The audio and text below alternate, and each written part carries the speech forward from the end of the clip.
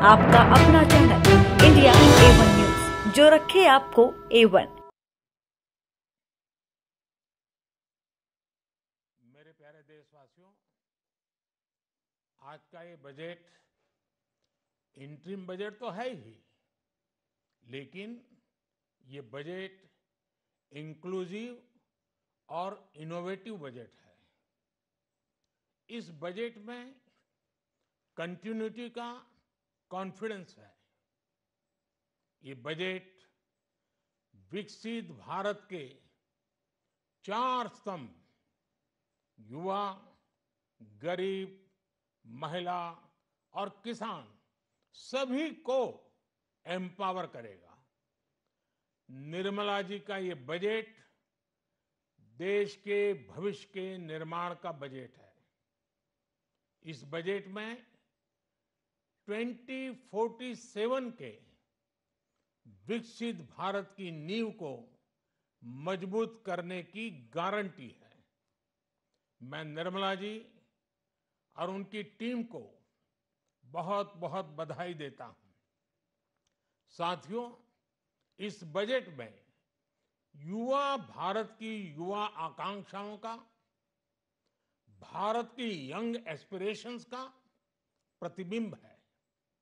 Budget में 2 महत्वपूर्ण निर्णय लिए गए हैं।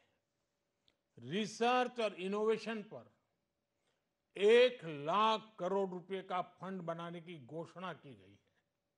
बजट में स्टार्टअप्स को मिलने वाली टैक्स छूट के विस्तार का भी ऐलान किया गया है। साथियों, इस बजट में फिस्कल डेफिसिट को नियंत्रण में रखते हुए कैपिटल एक्सपेंडिचर को 11,11,111 करोड़ रुपए की ऐतिहासिक ऊंचाई दी गई है।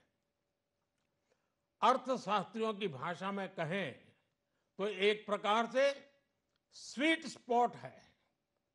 इससे भारत में 21वीं सदी के आधुनिक इंफ्रास्ट्रक्चर के निर्माण के साथ ही युवाओं के लिए अनगिनत रोजगार के नए अवसर तैयार होंगे। बजट में वंदे भारत स्टैंडर्ड की 40,000 आधुनिक बोगियां बनाकर उन्हें सामान्य यात्री ट्रेनों में लगाने का ऐलान किया गया है।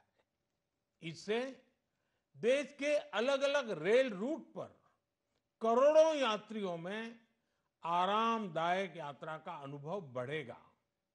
साथियों, हम एक बड़ा लक्ष्य तय करते हैं, उसे प्राप्त करते हैं और फिर उससे भी बड़ा लक्ष्य अपने लिए तय करते हैं। गरीबों के लिए हमने गांवों और शहरों में 4 करोड़ से अधिक घर बनाए। अब हमने 2 करोड़ और नए घर बनाने का लक्ष्य रखा है। हमने 2 करोड़ महिलाओं को लखपति दीदी बनाने का लक्ष्य रखा था। अब इस लक्ष्य को बढ़ाकर 3 करोड़ लखपति दीदी बनाने का कर दिया गया है। आयुष्मान भारत योजना ने गरीबों की बहुत मदद की है। अब आंगनवाड़ी और आशा वर्कर, उन सबको इस योजना का लाभ मिलेगा। साथियों, इस बजट में गरीब और मध्यम वर्ग को एम्पावर करने, उनके लिए आय के नए अवसर बनाने पर भी बहुत जोर दिया गया है।